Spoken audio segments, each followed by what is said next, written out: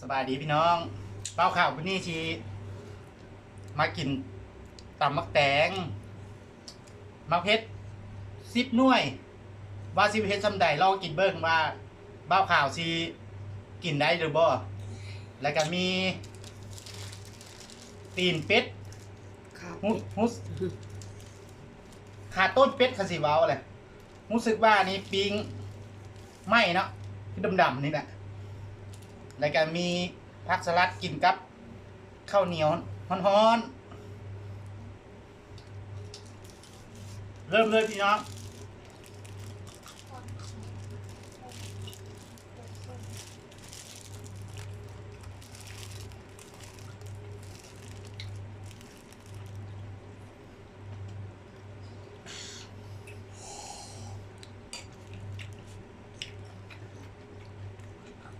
เพราะว่ามื้อนี้เรามีแนวตัดเพชรนะ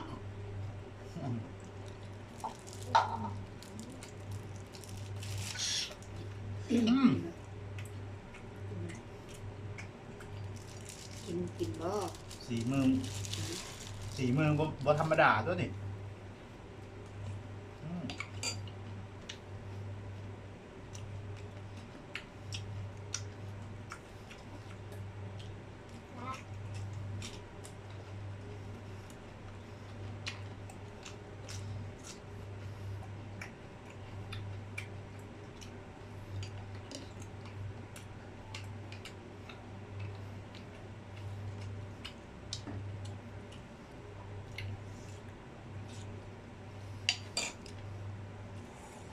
ลองกินมันดู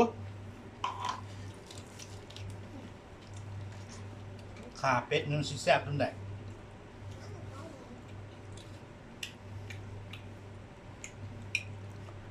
อันนี้ครับ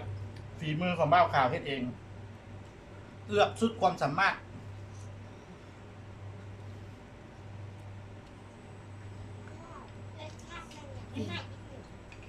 ทุกขาเดียน อืมซื้อมานะครับเดี๋ยวอืม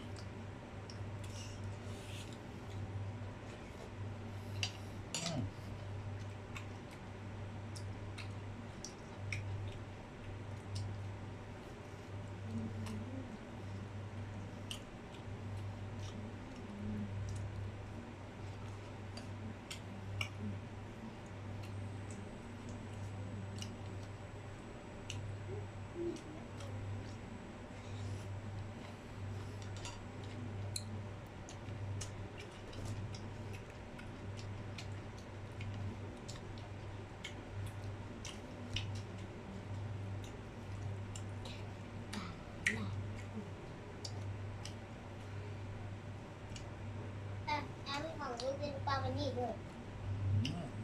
แซ่บมาก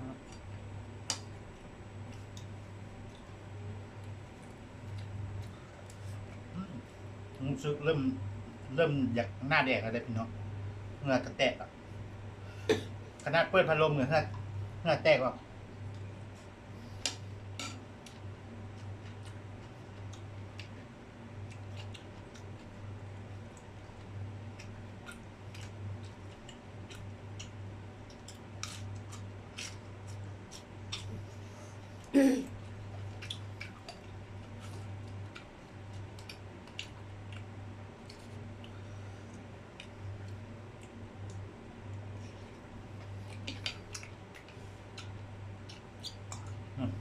น้องแต่งจวด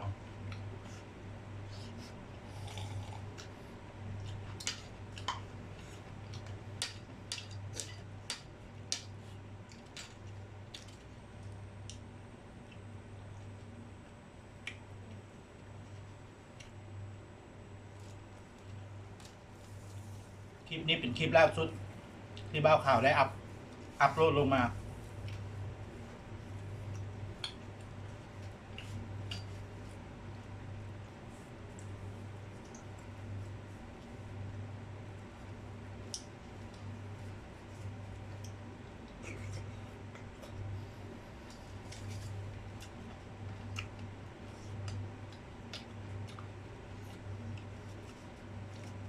มือจับรถโบราณใหญ่ อ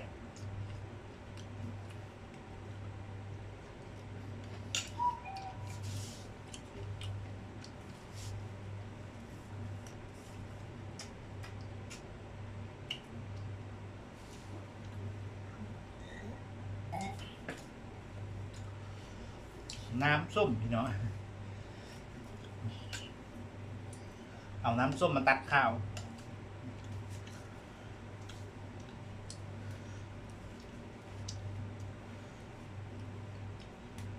เดี๋ยวมาแม่จะมิกซ์เดี๋ยว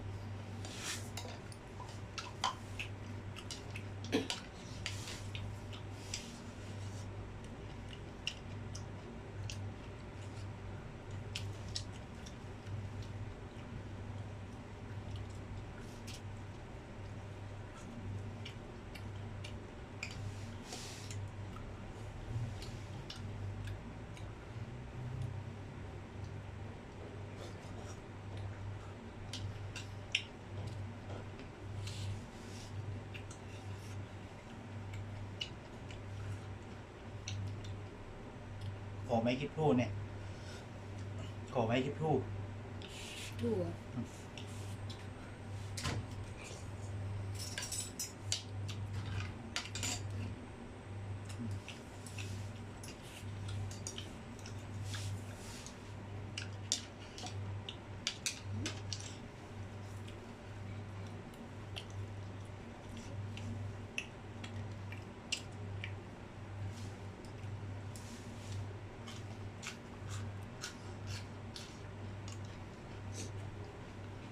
เด็กมันสปีกใคร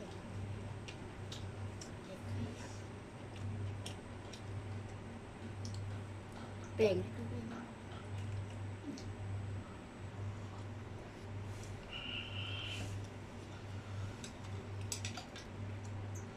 โอ้ทำไมเด็ก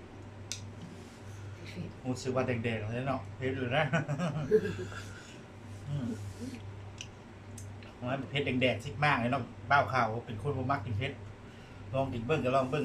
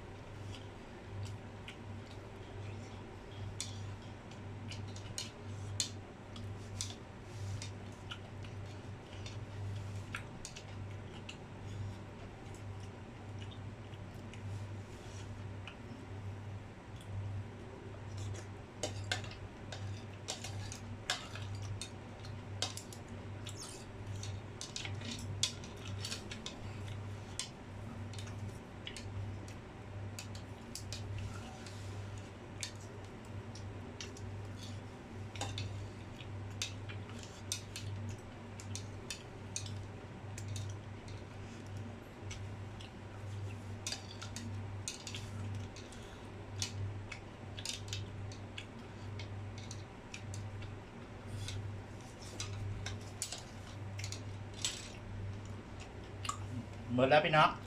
นี่เหลือแต่น้ำแดงที่แดงนะ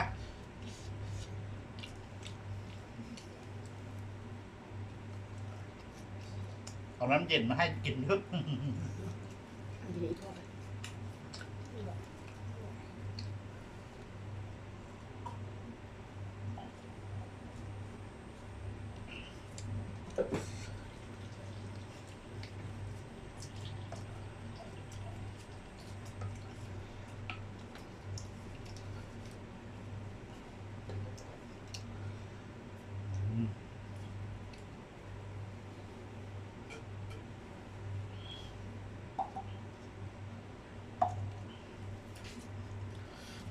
ยังเหลือขาเป็ด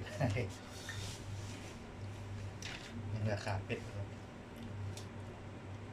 ว่าตำแตงมันแซ่บกินแล้วกินบ่หยุดบ่เศร้า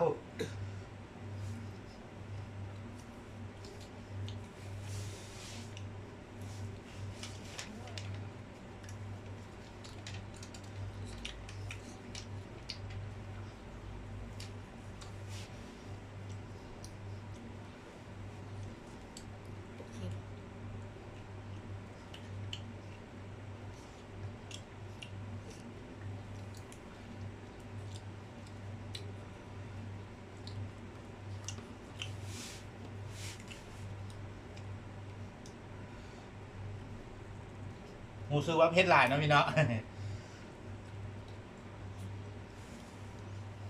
มาแล้วเบ้าข่าวสิไปก่อนเด้อบัดนี้นะบ๊ายบาย